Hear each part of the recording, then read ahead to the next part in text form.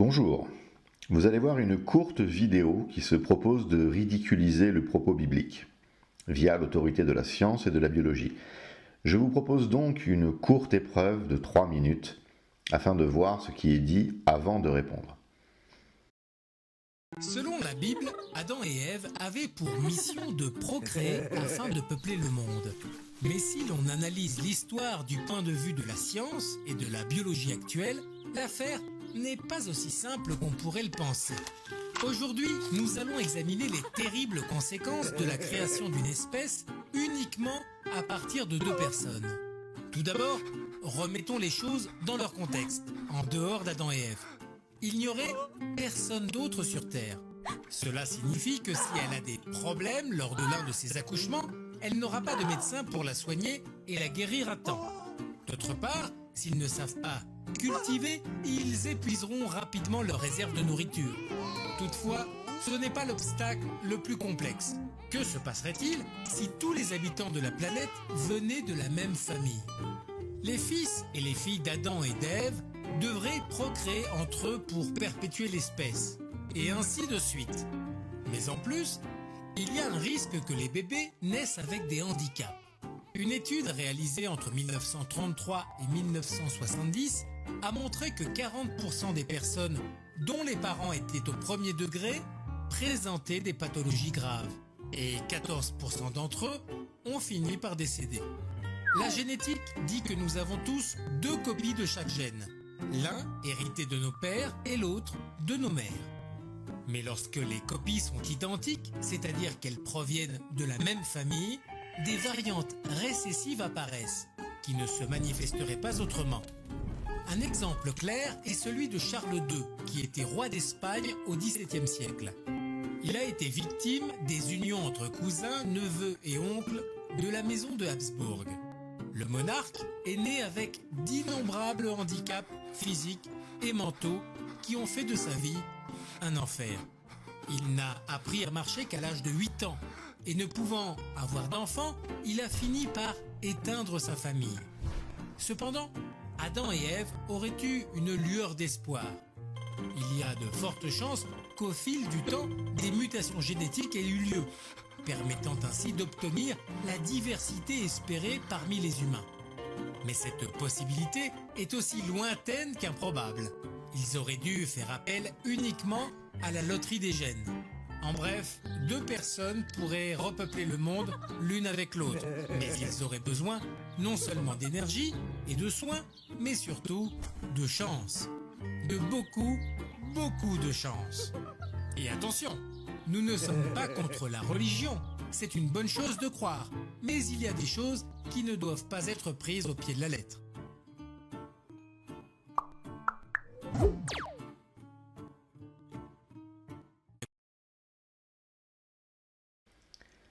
Selon la Bible, Adam et Ève avaient pour mission de procréer afin de peupler le monde. La vidéo ne perd pas de temps, la première phrase est déjà fausse. Le commandement de Dieu à l'humanité est un peu plus vaste que cela. Et Dieu les bénit et il leur dit « Soyez féconds, multipliez, remplissez la terre et soumettez-la, et dominez sur les poissons de la mer, sur les oiseaux du ciel et sur tout animal qui se meut sur la terre. » Et Dieu dit « Voici que je vous donne toute herbe portant semence à la surface de toute la terre, et tout arbre qui porte un fruit d'arbre ayant semence, ce sera pour votre nourriture. Et à tout animal de la terre, et à tout oiseau du ciel, et à tout ce qui se meut sur la terre, ayant en soi un souffle de vie, je donne toute herbe verte pour nourriture. » Et cela fut ainsi. Adam et Ève avaient donc pour mission de peupler la terre afin d'y être les images de Dieu et d'y accomplir une domination de bienveillance en son nom. On le voit déjà par la nourriture que Dieu donne à l'humanité naissante. Aucune prédation ou suggestion animale n'y est possible ni permise. Le règne animal est également sans prédation, sans mort, tourné vers une nature abondante et suffisante. On voit ensuite au chapitre 2 que le début du travail de l'homme se place dans un lieu particulier, le jardin d'Éden. Tétragramme Dieu prit l'homme et le plaça dans le jardin d'Éden pour le cultiver et pour le garder. Et Tétragramme Dieu donna à l'homme cet ordre. Tu peux manger de tous les arbres du jardin, mais tu ne mangeras pas de l'arbre de la connaissance du bien et du mal, car le jour où tu en mangeras, tu mourras certainement. On voit donc que cette domination de bienveillance, cette administration pour varier les termes, se passe dans une stricte obéissance vis-à-vis de la volonté divine. On connaît la suite de l'histoire. Donc, dire qu'Adam et Ève avaient seulement une mission de procréation est une simplification extrême et naïve. Cela était bien plus vaste et exaltant que cela. On voit ensuite une pomme qui montre un vernis chrétien culturel très imparfait. Je rappelle que le texte ne précise pas de quel fruit il s'agit. Pour les plus curieux, nous avons réalisé un cours sur ce passage qui donne le fruit en question. Il ne s'agit pas d'une pomme. Plus intéressant, le présupposé de cette vidéo. On va regarder la Bible à la lumière de la science et de la biologie. Les scientifiques sont définitivement les prêtres de la modernité. On les consulte pour discerner le vrai du faux. Mais la science ne peut répondre qu'à un nombre restreint de questions. Aux grandes questions existentielles, la science n'a pas de réponse. Pourquoi y a-t-il quelque chose plutôt que rien? Que se passe-t-il après la mort? Quel est le sens de la vie? Etc. À ces questions, la science n'apporte aucune réponse. Est-il bien de tuer un bébé? Est-il bien de violer une femme? À ces questions, la science est également impuissante à répondre. Un autre problème de la modernité est que l'on a tendance à confondre science et théorie scientifique. En effet, pour être absolument scientifique, il faut se soumettre à cette procédure bien connue. Première étape, observer, expérimenter et vérifier un phénomène. Seconde étape, émettre une théorie qui permette de comprendre l'enchaînement des causes et des effets. Troisième étape, reproduire et prévoir. Et enfin, dernière étape, trancher le résultat. C'est pour cela qu'il ne peut pas y avoir de discours scientifique sur la création de l'univers. On ne peut, même dans le laboratoire le plus sophistiqué, créer plusieurs fois l'univers et mesurer ce qui relève de cet événement. Ainsi, le Big Bang ne peut pas dépasser le stade de théorie scientifique. Le temps est le plus gros obstacle pour passer de la théorie à la science proprement dite. Personne ne peut remonter dans le temps. Il y a 14 milliards d'années environ et assister à la naissance de notre univers et vérifier la véracité de la théorie du Big Bang. De même pour la théorie de l'évolution. Personne ne peut voyager dans le temps et voir les premières cellules évoluer dans la soupe primordiale qu'imaginent les darwiniens, évoluer pour devenir des organismes de plus en plus complexes qui, à force de mutation, vont devenir différentes espèces, dont l'homme.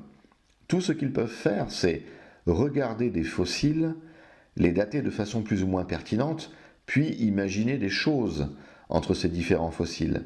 Mais ceci n'est pas de la science, c'est une théorie scientifique. Rien, absolument rien, ne nous certifie qu'elle soit vraie. Même si elle est vraie et que la Bible est fausse, nous ne le saurons jamais avec la certitude nécessaire à engager une vie dans telle ou telle direction. La vidéo se propose d'examiner la possibilité d'une espèce entière qui serait issue d'un seul couple. Comme la chose a été plusieurs fois constatée dans l'histoire, surtout dans les familles royales qui avaient pour but de conserver une aristocratie sanguine et consanguine, avec les résultats tragiques que l'on sait, ils en déduisent l'impossibilité générale, à moins, disent-ils, de beaucoup de chance par une honnête concession à la fin de cette naïve vidéo. Ici, on ne va pas répondre à coups de versets, en prenant à témoin les pères de l'Église, car ce serait guerroyer sur des niveaux complètement différents, et pour ceux qui sont plutôt convaincus par ce genre de discours, il me semble que ce serait tout à fait inefficace. Nous allons donc donner les éléments scientifiques qui permettent de mettre tout ceci dans une perspective tout à fait différente. Et si l'on va sur le plan scientifique, sans être de grands spécialistes, le souci est le suivant. On ne trouve aucune mention dans cette vidéo, ne serait-ce que pour les réfuter, des dernières découvertes scientifiques qui vont dans le sens d'un unique couple très proche dans le temps, seulement quelques milliers d'années. Ainsi, cette vidéo ressemble à une démonstration sur l'impossibilité théorique de construire des avions quelques années après les premières réussites des frères Wright. Avant de rapporter ces découvertes scientifiques, donnons quelques évidences. Chacun d'entre nous a 2 parents biologiques, 4 grands-parents, 8 arrière-grands-parents. Si on remonte à 4 générations, on a un total de 30 ancêtres, sans compter les frères et sœurs qui pourraient advenir à chaque génération. On reste focalisé uniquement sur les géniteurs. Si jamais on double de la sorte en remontant à chaque génération, on se retrouve avec le résultat aberrant de 1100 milliards d'ancêtres pour le milieu du 5e siècle avant le Christ. On voit bien que ceci est absurde et qu'il y a eu un peu de consanguinité, puisque la Terre, aujourd'hui même, ne compte même pas 10 milliards d'habitants, et c'est a priori la phase la plus peuplée de l'histoire du monde.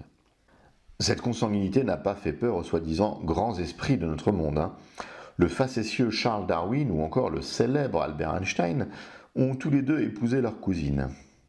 Avant de donner ces éléments pour Adam et Ève, il me faut faire un détour sur l'approche darwinienne qui nous donne un ancêtre commun avec le chimpanzé. J'imagine que nombre d'entre vous ont déjà entendu que nous avons avec le chimpanzé, du point de vue génétique, seulement 1 à 2% d'écart. Ces différences si minimes sont en soi une gifle pour le récit biblique, et une gifle aux prétentions humaines à être plus que de simples animaux. Il faut savoir que ces 1 à 2% d'écart sont observés uniquement sur les zones qui présentent des similitudes. En gros, pour le dire autrement, et pour bien mettre l'absurdité de l'affirmation en lumière, nous nous ressemblons beaucoup là où nous nous ressemblons. Mais sont laissées de côté toutes les informations d'ADN où il n'y a aucune ressemblance. Espérons que les policiers ne travaillent pas comme les généticiens darwiniens, car ne garder comme preuve que ce qui accuse et laisser de côté ce qui innocente, c'est tout sauf juste. Les généticiens darwiniens sont des gens assez étonnants. Ils ont classifié l'ADN en 2 catégories. L'ADN étudiable et le junk DNA, de l'ADN inutile et incompréhensible. C'est là toute l'humilité scientifique. Je ne comprends pas, donc je considère que cela ne sert à rien. Cela ne valide pas ma théorie, je le rejette, tout simplement. Donc effectivement, il ne reste que les choses qui valident ma théorie, comme c'est pratique. Des généticiens plus sérieux ont regardé l'ensemble du code ADN, qui comporte plus de 3 milliards d'informations. Et sur ces 3 milliards, il y a 15% d'écart. En pourcentage, cela peut paraître assez proche, mais cela représente environ 400 millions d'informations différentes. On comprendra aisément, avec un peu de bon sens, puisque les chimpanzés et nous sommes des mammifères, avons 2 jambes, 2 bras, un appareil respiratoire, digestif, 2 oreilles, une bouche, 2 yeux, etc., qu'il est normal que nous ayons du code génétique en commun. Mais ces 400 millions d'informations différentes sont dévastatrices pour la théorie darwinienne. Il a été calculé le temps nécessaire pour muter 400 millions de fois pour passer de l'un à l'autre. Et le résultat est de plusieurs fois l'âge de l'univers. Alors, le calcul n'a même pas pris en compte qu'il faudrait certaines mutations simultanées et bénéficiaires pour aller du chimpanzé vers l'espèce humaine. Ces calculs proviennent de la communauté des généticiens évolutionnistes. Ils n'ont pas de valeur scientifique à nos yeux puisque personne ne peut les vérifier par une expérience mesurable, observable et répétable.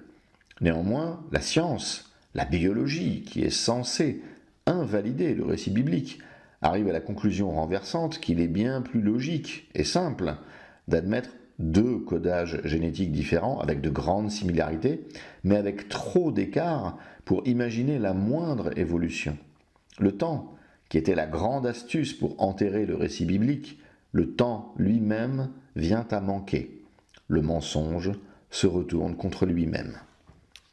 Je reviens à Adam et Ève, et vous allez comprendre pourquoi j'ai trouvé nécessaire de bien montrer que l'évolution entre le chimpanzé et l'homme, ou même l'évolution depuis un ancêtre commun de 2 façons différentes, l'une aboutissant au chimpanzé et l'autre à l'homme, est tout à fait déraisonnable. 2 découvertes majeures et récentes ont été faites qui pointent vers un mâle Adam et une femelle Ève. Honneur aux dames. Bien que les humains que l'on trouve un peu partout sur le globe semblent très différents, leur ADN est très proche. Et depuis peu, il est encore plus proche que ne le pensaient nos scientifiques. Tous les humains sur Terre ont en gros 3 milliards d'informations ADN, ou 6 milliards de brins. Les variations répertoriées par les tests ADN sont d'un maximum de 1000 sur 3 milliards. L'ADN est une longue chaîne de protéines qui séquence 4 types de composés organiques. L'adénine, la cytosine, la guanine et la thymine. C'est pourquoi on retrouve dans les séquences les lettres A, C, G, T. Eh bien, chez quelqu'un, à un moment, on va avoir A, G, G, T, C, T, G, et chez quelqu'un d'autre, on va avoir A, G, G, T, G, T, G. Ce genre de variation, on en constate au maximum 1000 entre les humains les plus éloignés génétiquement. On a constaté chez des espèces animales bien plus de diversité génétique. Ces variations se constatent sur des ethnies et des groupes géographiques. Elles permettent aussi aux généticiens, via des modèles mathématiques, de revenir dans le passé en remontant les variations une à une. Et ils ont fait une découverte absolument passionnante. Il s'agit du 47e chromosome qui est disponible dans chaque cellule, dans ce qui est appelé le génome mitochondrial. On a découvert ce génome en 1987. Le fait que son existence ait échappé à nos petits vidéastes nous chagrine et nous interroge sur leur sérieux. Toutes les espèces vivantes, même les organismes les plus simples, ont de l'ADN mitochondrial. Une des caractéristiques étudiées de cet ADN est qu'il est transmis par la mère à sa fille. Toutes les filles d'une mère ont la même mitochondrie. Et l'on sait depuis l'an 2000, grâce au décodage du génome humain, que tous les humains sur Terre ont le même ADN mitochondrial. Ainsi, il est absolument irréfutable, du point de vue de la science, qui a cette prétention de regarder la Bible de haut et de dire ce qui est vrai ou faux. Il est donc absolument irréfutable que tous les humains sur cette terre ont dans le passé la même mère. Les scientifiques l'ont très logiquement appelé l'Ève mitochondriaque. Les calculs qu'ils fournissent à leurs analyses est qu'elle serait en Afrique et aurait vécu il y a environ 150 à 300 000 ans selon les modèles. Dans la logique scientifique, on peut imaginer qu'il y a eu plusieurs humains, mais que les conditions difficiles de la vie préhistorique ont fait que seuls les descendants de cette femme précise ont survécu. Néanmoins, nous descendons tous de la même femme. Maintenant, passons aux hommes. Le même phénomène que l'ADN mitochondrial se constate sur le chromosome Y. Seuls les hommes possèdent ce chromosome, et il se transmet de père en fils. Eh bien, tous les hommes ont le même chromosome Y. Les évolutionnistes en déduisent de la même façon ce qu'ils appellent un Adam génétique. C'est lui qui a passé à tous les mâles vivants aujourd'hui sur Terre le même chromosome Y. Nous descendons tous de lui. Les modèles mathématiques le font remonter à entre 100 et 200 000 ans dans le passé, et ils ne tombent jamais sur la même date que l'Ève mitochondriaque. Les dates estimées par la communauté scientifique pour ces deux ancêtres génétiques de toute l'humanité sont basées sur un ensemble de paramètres totalement inconnus à l'époque des premiers calculs, dont le principal est le taux de mutation entre générations. Les analyses génétiques étant très récentes, on a peu de recul sur les données, mais le temps avançant, on s'aperçoit que ce taux est 20 fois supérieur à celui estimé. Le second paramètre, et qui n'est pas des moindres, est le nombre de mutations nécessaires en fonction ou non de notre parenté avec cet ancêtre commun mythique qui aurait donné et l'homme et notre soi-disant cousin, le chimpanzé. Et comme l'ont calculé les scientifiques, mais pour le récuser ensuite, car cela ne rentre pas dans leur schéma de croyance, si l'homme est juste homme, et pas un proto-homme ayant besoin d'évoluer, et si on paramètre le taux de mutation sur ce que l'on constate aujourd'hui entre parents et enfants, eh bien, on remonte en arrière pour notre Adam et Ève génétique à environ moins 6500 ans. Cela vous rappelle quelque chose ou pas ? Adressons maintenant le problème de la consanguinité du premier couple et les affreuses maladies génétiques qui auraient dû accabler les premiers hommes dès le départ. L'exemple de ce pauvre souverain de la famille des Habsbourg est frappant, mais il a été victime d'un mélange sans aucune diversité génétique. Rien ne nous permet d'affirmer qu'Adam et Ève n'avaient pas de diversité génétique. Si Adam et Ève avaient des patrimoines génétiques très divers et très complémentaires, alors le résultat n'aurait rien à voir avec ce qui a pu être constaté dans ces expériences historiques. La Bible offre donc un récit très cohérent avec ce que nous pouvons constater en étudiant le génome. La Bible offre de plus un récit complémentaire qui rend bien compte de ce que nous constatons du point de vue ethnique. La génétique nous dit que nous sommes très proches, et si nos gènes nous rappellent cette grande famille humaine, nous constatons visuellement de grandes différences. Différences qui s'accompagnent de réalités géographiques. On trouve les aborigènes uniquement en Australie, les Asiatiques sont principalement dans une partie du globe, de même pour les Africains, les Européens, etc. Le récit de la tour de Babel offre la meilleure explication. Une isolation de population qui va permettre la conservation de traits particuliers pendant des milliers d'années avant que n'émergent les moyens modernes de déplacement et de communication. Voilà pour cette réfutation qui, nous l'espérons, aura pu convaincre ceux qui hésitaient, rassurer ceux qui doutaient, renforcer ceux qui savaient. Ce sujet est important. Il est même central. Frank Zinler, un athéiste américain influent, avait déclaré lors d'un débat avec un apologiste chrétien « La chose la plus dévastatrice que la biologie a faite au christianisme est la découverte de la biologie appliquée à l'évolution. Maintenant que nous savons qu'Adam et Ève n'étaient pas de vraies personnes, le mythe central du christianisme était détruit. S'il n'y avait pas d'Adam et d'Ève, il n'y avait pas non plus de péché originel. Et s'il n'y avait pas de péché originel, il n'y avait pas besoin de salut. S'il n'y avait pas besoin de salut, il n'y avait pas besoin de sauveur. » Il a déclaré ceci en 1996. Aujourd'hui, la science vient nous apprendre qu'il y a bien eu un Adam et une Ève. Notre corps, à chacun, en est la preuve. La Bible nous enseigne cette origine unique qui s'explique et qui s'accorde parfaitement avec ce que nous constatons et vérifions. Nous voyons que les périodes coïncident si on laisse de côté ces farces grossières d'évolution des espèces. Adam et Ève ont bien existé. La Bible nous enseigne qu'ils ont péché en désobéissant à Dieu, en refusant leur vocation. De cette désobéissance viennent la mort, la maladie, la violence, les souffrances et tout ce qui fait souvent le tragique de l'existence humaine. C'est pourquoi Dieu a envoyé son Fils dans le monde pour offrir le salut à ceux qui veulent bien répondre à son appel.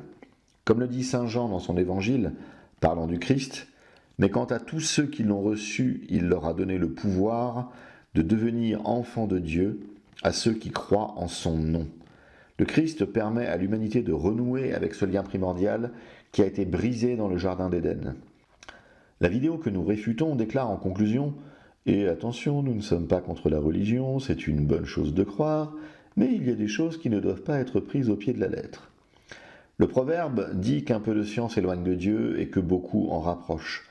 La génétique est une science qui à elle seule suffit à transformer un homme intelligent et pragmatique en croyant.